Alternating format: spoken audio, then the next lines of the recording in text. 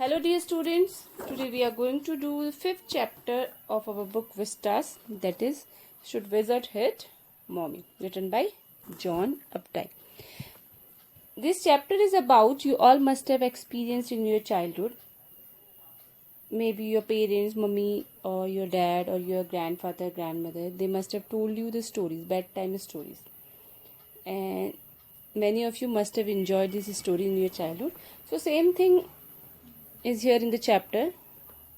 Father Jack tells a story to his daughter Jo. So which type of a story he tells and about different animals and all we'll get to know in this chapter.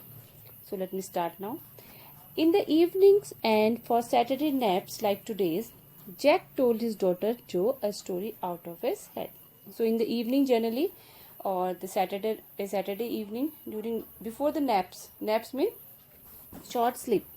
Like today, Jack told his daughter Jo a story out of his head. So whatever he used to make his story on his head only. He has not read anywhere. He just randomly used to make and tell the story. This custom began when she was 2, and this all started when Jo was 2 years old. Was itself now nearly 2 years old, and this custom also was 2 years old. From last 2 years, father was telling his story to his daughter. And his head felt empty. Now he must have told so many stories to his daughter. So now his head felt empty, means now he did not have any idea how to make the story, which new story he has to make. Each new story was slight variation of a basic tale. So the first tale which he told to his daughter, the stories were little bit different from that tale. A small creature usually named Roger. So the creator's name was Roger. Sometime in story it used to be Roger Fish, sometime Roger Squirrel, sometime Roger Chipmunk. Had some problem and went with it to the wise old owl. So in the story the main character used to be Roger, and he used to have some problem, so he would go to wise old owl. The owl told him to go to the wizard, and the wizard performed a magic spell that solved the problem. So Roger used to go to owl, owl used to tell him to go to a wizard, and wizard used to do some magic and his problem would be solved. Demanding in payment a number of pennies greater than the number of that Roger creature had. So at the end that wizard will demand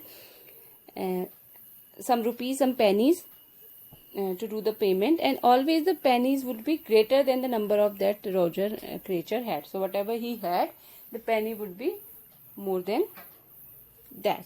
But in the same breed, directing the animals to a place where the extra pennies could be found. Then Roger was so happy, he played many games with other creatures. Now he will go in search of pennies, and there he would play with the different animals, all the creature, and would be very happy. And went home to his mother just in time to hear the train whistle that brought his daddy home from Boston. And after that, after enjoying with the other creatures, he would go home in the evening and listen to the train's whistle in which his daddy came back from Boston. Jack described their supper. After that, Jack would describe their supper, whatever the Roger had with his family, and the story was over, and the story would be over. Working his way through the scheme was especially fatiguing on Saturday. Now whatever he was doing, it was very fatiguing. Fatiguing means very tiring for him on Saturday, because Jo never fell asleep in naps anymore. Now she was grown up, she never fell asleep in naps, and knowing this made the right seem futile, and whatever he was doing, right means this procedure, whatever was going on of telling the story, it was futile, it was of no use. The little girl, not so little anymore, the bumps her feet made under the covers were half down the bed. So little girl would come in the bed, she under the cover means under the bed sheet she would go, and she would make bumps there halfway down the bed. Sometime when you sleep, you take your blanket or you take your bed sheet, whatever you have to cover yourself, and after that you put your legs up, and from outside it looks like there is bump is there. So she was also sleeping like this. The big double bed, and that let her be in for naps, and when she was sick, so she would come in sleep in big double bed, and sometimes she would come in that double bed when she wants naps or whenever she was sick.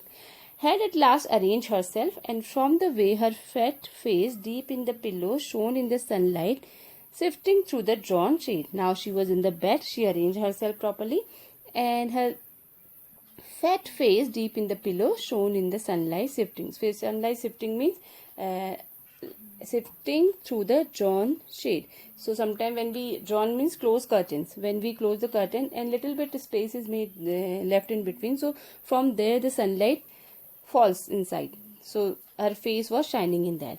It did not seem fantastic that some magic would occur and she would take her nap like an infant of 2, and it was not looking like any magic will happen and she will sleep soon. Her brother Bobby was 2 and already asleep with his bottle. Joe's brother, he was of 2 years and he already slept with his bottle. Jack asked, "Who shall the story be about today?" So her father asked, which type of a story shall I tell you today?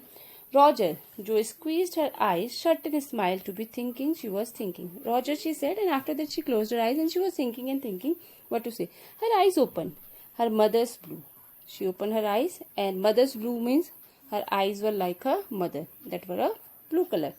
"Skunk," she said firmly, and firmly she said skunk. Today we will have a story of skunk. A new animal, they must talk about skunk at nursery school. So Jack was thinking skunk is a new animal in the story. Maybe she must have learned about skunk in a nursery classes.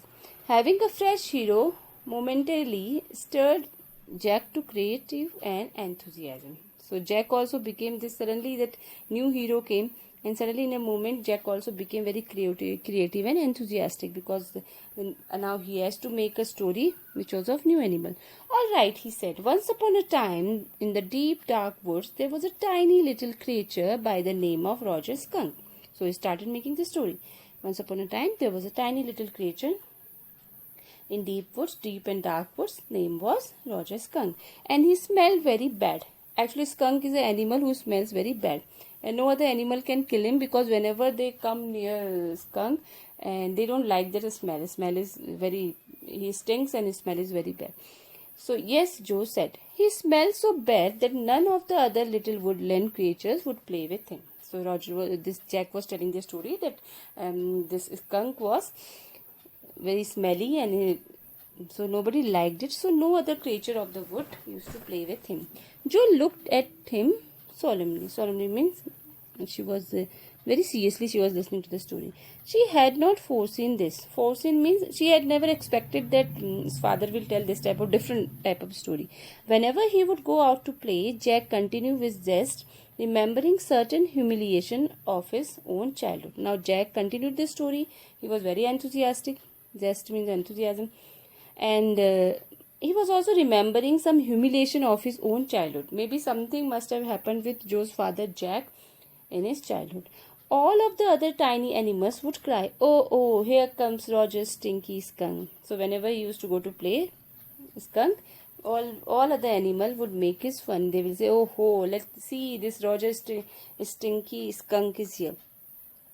And they would run away, and Roger Skunk would stand there all alone. They will tease. This generally happens in school also. Children tease each other and they run away, and they don't care what happens to that boy or a girl, and some are alone. Okay, because this is the time childhood, nobody understands the feelings and emotions of others. They just play and tease each other, and sometimes the person feels bad also. So he was standing alone. Everybody will run from there, and he would feel alone. And 2 little round tears would fall from his eyes, and he would start crying. The corners of Joe's mouth drooped down, and her lower lip bent forward as he traced with her forefinger along the side of her nose the course of one of Roger Skunk's tails. So father put his forefinger on Joe's face, and he noticed that there was one of Roger Skunk's tears. Because what happens whenever father tells the story, Jack tells the story, and whatever emotion is going on the story, Joe also shows that type of emotion, same emotion. So now Skunk was crying, so this Joe also started crying. "Won't he see the owl?" she asked in a high and faintly roughened voice. Now she got to know that, because in another story what used to happen, whenever Roger will be in difficulty, he will go to the owl. So Joe asked, "Won't he see the owl now?" And she asked in a high and faintly rough and and her voice was very rough that time. We have done in the last stanza that Jack was telling a story about a skunk to his daughter Jo. And this animal skunk, it smells very badly, stingy. So everybody in school, all the friends, they tease him by saying Roger Stunky skunk. And he feels very bad, and he's all alone. Nobody talks to him because of his smell. And when Jo listened to this story, she also feels bad. And after that, she asks her father that, won't he see the owl? She asked in a high and faintly roughened voice. So, because in every story, whatever story this Jack was telling to his daughter, in every story this happens, that when this Roger animal is in any problem, he would go to owl, then owl will send him to the wizard, and wizard will perform some magic spell, and the problem would be solved. So Jo was asking the same thing, won't he go to owl in this story? Sitting on the bed beside her, Jack felt the cover tug as her legs swished tensely. Now father was sitting beside the daughter on the bed, and Jack felt the cover tug as her legs twist tensely. Now she was changing her leg, she was moving her leg inside the cover, and she was being tense to know what will happen after that. He was pleased with this moment. He was telling her something true, and father was feeling happy. Father was feeling very happy to tell this story. Why he was feeling happy to tell this story? Because he also remembers some of his childhood memories, in which he was also he also felt like that he was also alone and nobody used to talk to him. So he was feeling happy that he is telling something true to his daughter, something she must know, and had no wish to hurry on. And he was thinking that this, because this is, I also felt the same thing in my life, and my daughter also should know it. And he was not in hurry. He was telling this story very slowly. Actually, when we talk about this chapter, the author wants to convey few things through this story. The first thing is that, is it always correct whatever our parents and our elders they think about us? Because from child's point of view, sometimes we feel like whatever our parents tell us, that's not correct for us. But the question mark is, the children think, is it always correct whatever parents ask us to do or they ask us not to do? Are they always correct? And the second thing which the writer wants to convey through this story is the impact of bedtime story on children, or what are the morals they get. Why this must have started earlier, because grandparents tell their stories to the children, or the parents tell a story to the children, bedtime story, and these stories always have a moral, and these stories are told to the children so that they will learn from this. So writer also wants to convey these two things through this story. First is, parents are always correct whatever they say or whatever they tell the children to do or not, or these impact or and the moral, what are the impacts and what moral the children get from the bedtime story. So he was also feeling the same. He was feeling, my children, at least my daughter, should get to know what happened with me in my childhood. But downstairs a chair scraped, and he realized he must get down to help Claire paint the living room woodwork. And when he was telling this story, he suddenly heard the voice of dragging of the chair, and he realized that he should go down to help his wife. Wife name is Claire, to paint the living room woodwork. She was painting there, so she has to do some work. So he said, I thought I should go there. Well, he walked along very sadly and came to a very big tree. And in the tip top of the tree was an enormous wise old owl. So now story he continued. He said he was very sad. Who was very sad? Skunk was very sad, and he came near a big tree. And at the top of the tree there was an enormous wise old owl. The owl was sitting there, which happens, big owl, which happens in every story of Jack. Good. Mr. Owl, Roger Skunk said, all the other animals run away from me because I smell so bad. He told Owl that what should I do now, because nobody comes to me. All the animals, they run away because I smell very bad. So you do, the old owl said. Very, very bad. What can I do? Roger Skunk said, and he cried very hard. And Owl said, yes, you do. That's very bad. But what can I do for you? And the skunk, he started crying very hard. The wizard, Joe shouted. Who shouted? Joe. She was listening to the story and she knew that in every story what used to happen, the animal used to go to Owl and Owl used to send him to the wizard. So Joe shouted, Wizard, wizard, that skunk should go to wizard, and sat right up, and a little golden book spilled from the bed. And she was very excited listening the story. She was sleeping and now she got up and she sat there. And when she was sitting, a golden book spilled means fell down from the bed. Now Joe, Daddy is telling the story. Do you want to tell Daddy the story? Now father said, I am telling you the story, Joe. Do you want me to tell the story now? No, you me. Then lie down and be sleepy. Then father said, then lie down and be sleepy and listen to the story. Don't disturb in between. Her head relapsed onto the pillow and she said, out of your head. So again she fell down on the pillow and she said, out of your head. Well, the owl thought and thought. At last he said, why don't you go see the wizard? Now, when skunk was asking to owl what to do now owl was thinking. He thought and thought, and after that he told him, why don't you go to the wizard? Daddy, what? Are magic spells real? Then when in the story Jack was telling that owl told him to go to wizard, then suddenly Joe asked, are magic spells real? Because see, now she was a little girl, and what happens in that age when we are of 2, 3, 4, 5 years, then we have so many questions to ask. And we have to clear our doubts. In childhood, the children you must have seen, they ask so many questions because the things are new for them and they want to know that are they really they exist or not. So she was asking her father, are magic spells real? This was a new phase. Just this last month, a reality phase. And Jack said this was a new phase for me because she was growing and she started asking the question. When he told her spiders eat bugs, she turned to her mother and asked, do they really? And whenever father used to tell the spider they eat bugs, she used to go to her mother and ask, do they really do that? And when Claire, her mother will tell her the God was in the sky and all around them, then she will turn to her father and ask, with a sly yet eager smile, is he really? Mummy will say God is everywhere, and so she will smile and she will go to her father and politely she will ask, is he really there? They are real in story. Jack answered curtly, and Jack answered curtly that they are real in story, not in reality.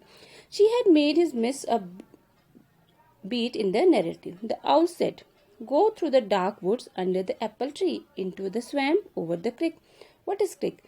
So the owl told skunk, now go to the woods, go to the jungle. There's a big apple tree and go to the swamp. Swamp means the marshy land. Then go there and over the creek. He said, go to over the creek. What is a creek? A little river over the creek, and there will be the wizard's house. And what is the creek? Creek is a small river. Near the river there would be wizard. And that's the way Roger Skunk went. And Roger went to wizard's house. And pretty soon he came to a little white house and he rapped on the door. He reached to the door and he rapped the door. Rapped the door means he knocked the door. Skunk reached to a small white house and he rapped on the door. He knocked on the door. And Jack rapped on the windowsill, and under the covers, Joe's tall figure clenched in an infantile thrill. So Skunk knocked at the door, and to give an effect of knocking, Jack also knocked at the windowsill. And Joe was sleeping inside that cover, and she clenched. Clenched means to body shrunk. Okay, she was sitting like infantile. Infantile means a small child. She was thrilled and she was sleeping like a small child, and clenching her body. And then a tiny little old man came out with a long white beard and a pointed blue hat. A tiny little man came out. He had long beard. You can see in the picture, long beard and pointed hair, and said, "Oh, what is this? What do you want?" So this was the voice of the old man. He said, "What is this? What do you want? You smell awful.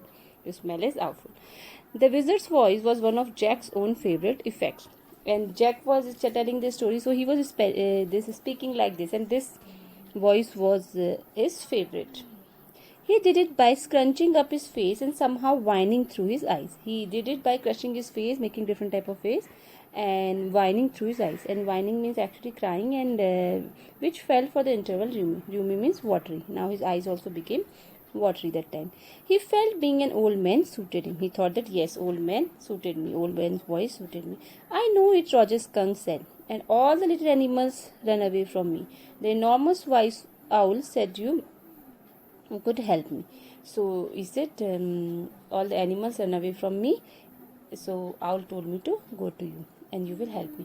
Ah, well, maybe. Come on in. Don't get too close. Now inside Joe, there were all these magic things all jumbled together in a big dusty heap because the wizard did not have any cleaning lady. So he told him, wizard told his skunk to come inside, and when he came inside, he said there was a big dusty heap of all the magical things because there was nobody to clean. Why? Why? Because he was a wizard and a very old man. Will he die? No, wizards don't die. Well, he rummaged around and found an old stick called a magic wand and asked Roger Skunk what he wanted to smell like. Roger thought and said roses. So when he came inside, so Joe must have asked why there is no one to clean. Father said because he is a wizard. Will he die? No, wizard don't die, father said. After that, when he came inside, he searched everywhere, searched everywhere, and he called his magic wand, magic stick, and asked Roger Skunk what he wanted to smell like. And Roger thought, and at last he said, I want to smell like roses. Yes, good, Joe said smugly. Smugly means he was satisfied in saying that. Jack fixed her with a trance-like gaze and chanted in the wizard's elderly, irritable voice. Now, Jack also fixed her with a trance. Trance means something like which is not sensitive. In insensitive gaze, he was looking at, and he chanted like you must have seen with the magic. The wizards or anybody, they do magic. They speak different type of abracadabra or something like that. And in that voice, he also spoke. Abracadabra, hocus poo, Roger Skunk, how do you do, roses, boses, pull and ear, Roger Skunk, you never fear, bingo. So he chanted these things in different type of voice. He paused as a rapt expression widened out from his daughter's nostril.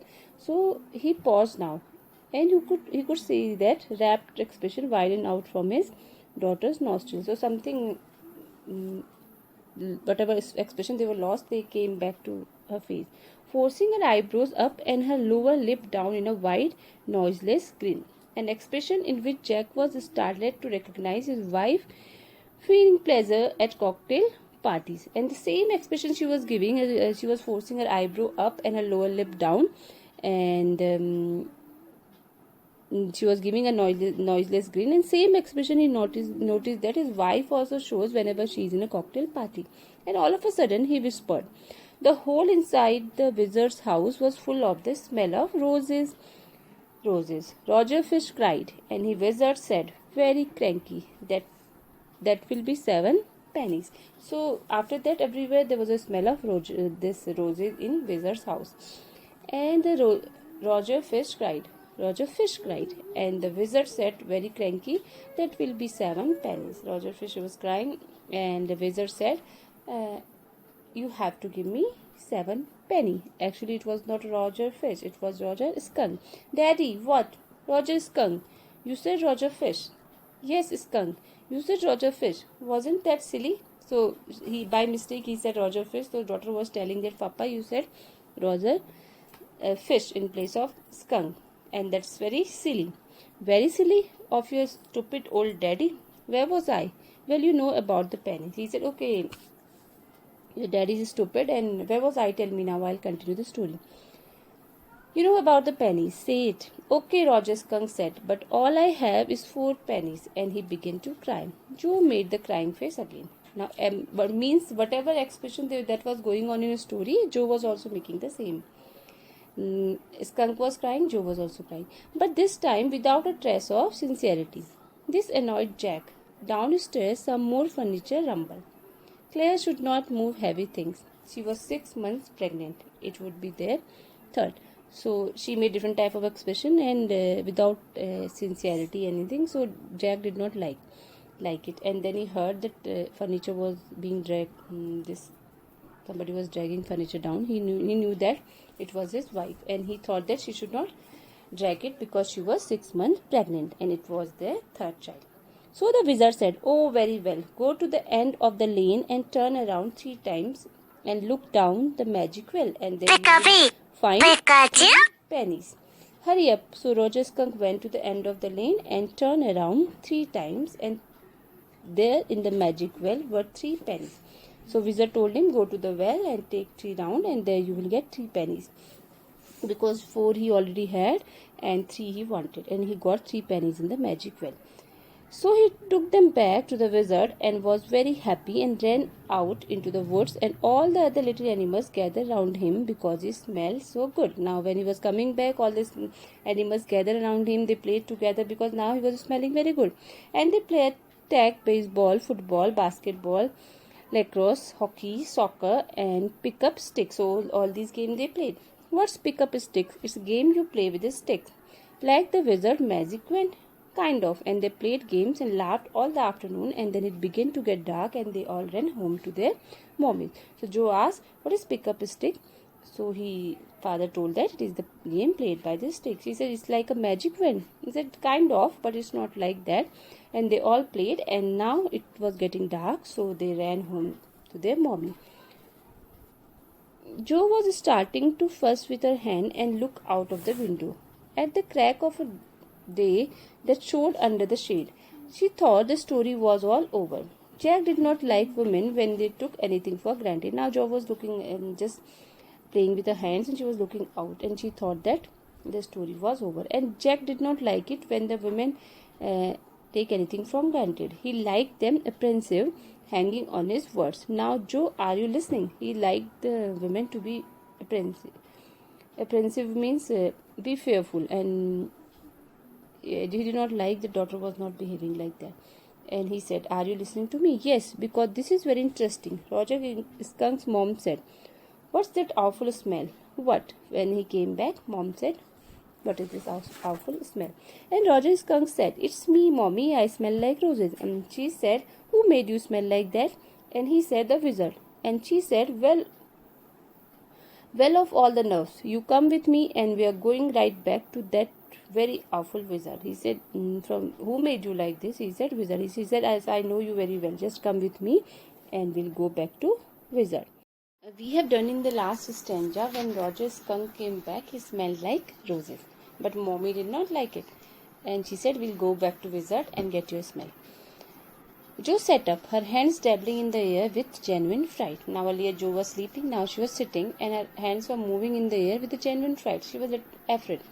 "But Daddy," then he said about the other little animals run away. But she said, "But Daddy, Skunk should have said that other little animal run away. They don't play with him." Her hands skittered off into the underbrush, and when she was saying this, her hands moved quickly to the underbrush. Underbrush means the plant which are grown under the tree or bushes. "All right," he said, "but Mommy, all the other little animals ran away." And she said, "I don't care." So then Skunk said, "But Mommy, other little animals, they run away, they don't play with me." And Mom said, "I don't care, whatever. You smell the way a little skunk should have, and I am going to take you right back to the wizard." She said, "You should smell like a skunk, and I want that smell back, so we'll go to wizard." And she took an umbrella and went back with Roger Skunk and hit that wizard right over the head. And she went to wizard, and she took her umbrella also with her and hit the wizard on his head. "No," Jo said, and Jo was not happy to listen this, and put her hands out to touch his lips. And she wanted to put her hand out to touch his lips. Whose lips? Her father's lips. She wanted to make him quiet.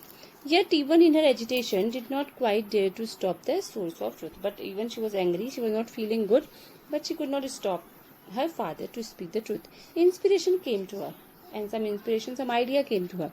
Then the wizard hit her on the head and did not chain that little skunk back. She said it means after that wizard also should have hit her back, and he did not change little skunk's smell. No, he said. The wizard said okay. But father said no, this did not happen in the story. The wizard said okay, and Roger Skunk did not smell of roses anymore. He smelled very bad again. So what he did, wizard changed his smell, and he started smelling bad again. But the other little now she was repeating the same sentence. John, it's Daddy's story. Shall Daddy not tell you any more story? And because Daddy was telling the story and she was trying to make the story something different. She wanted a different end. So Daddy said, it's my story. Don't you want that I should continue the story more? Her broad face looked at him through sifted light. Astounded, this is what happened then. Roger Skunk and his mommy went home, and they heard whoa, whoa, whoa, and it was the choo train bringing Daddy Skunk home from Boston. He said, Daddy's telling you the story, so this happened after that. Both of them went back, and they heard that train also, which brought his daddy back from Boston.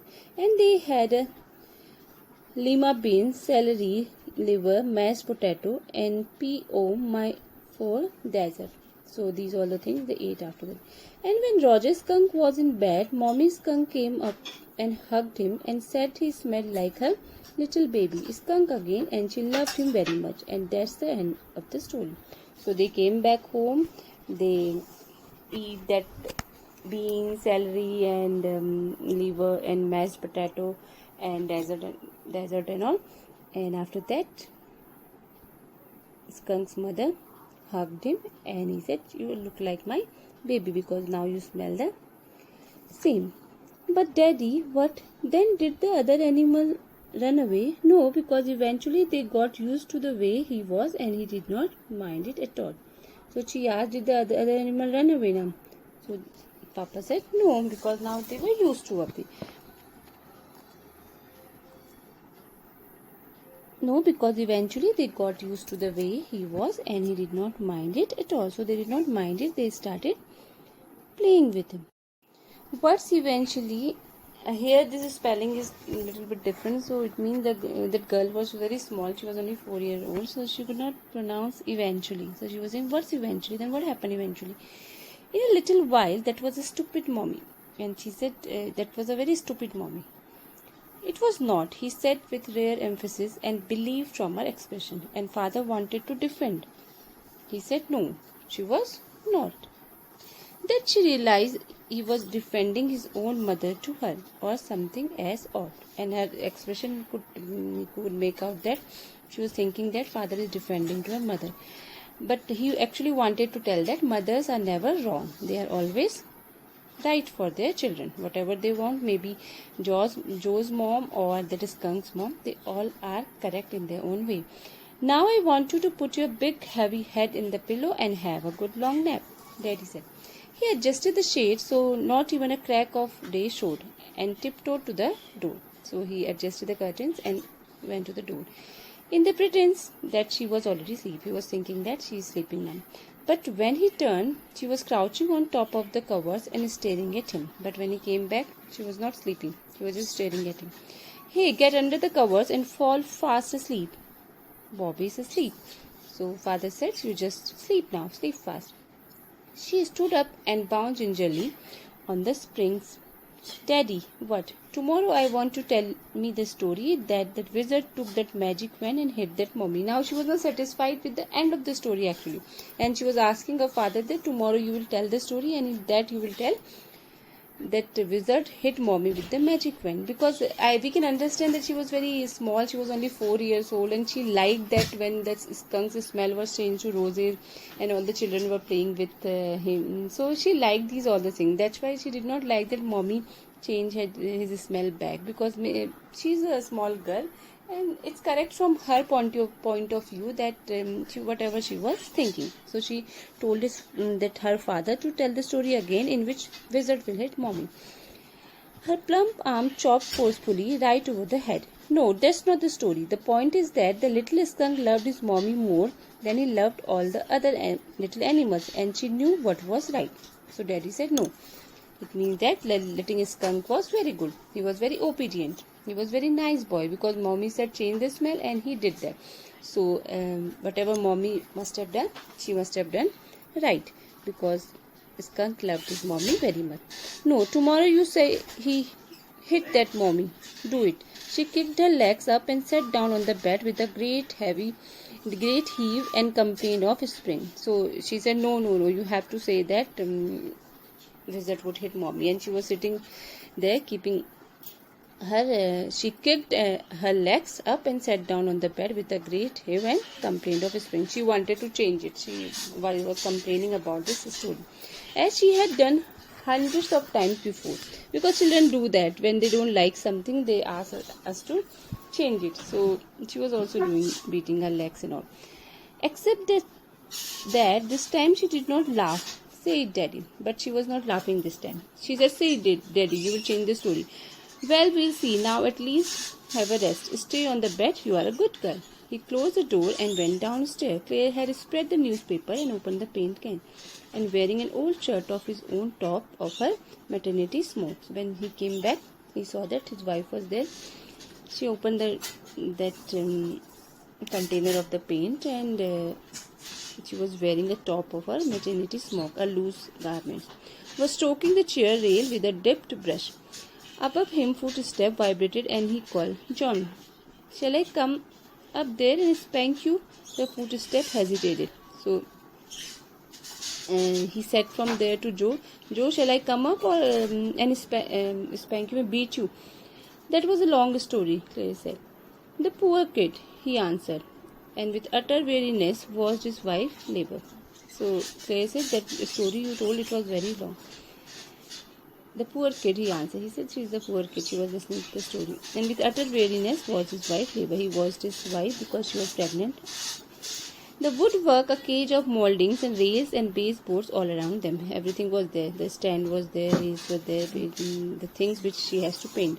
Was half old tan and half new ivory, and he felt caught in an ugly middle position. Now everything was there, so many things were there to paint, and he was thinking, then I am in the middle position, should I do this paint or not? And though he as well felt his wife's presence in the cage with him, he did not want to speak with her, work with her, touch her, anything. So he was also there, his wife was also there. He was thinking that me and my wife both are inside the cage now because things were there all around. But he did not do anything. He did not want to speak to her, and he did not want to work with her, even touch her or do anything there. So hope you must have understood the story. If any problem or any confusion, please contact.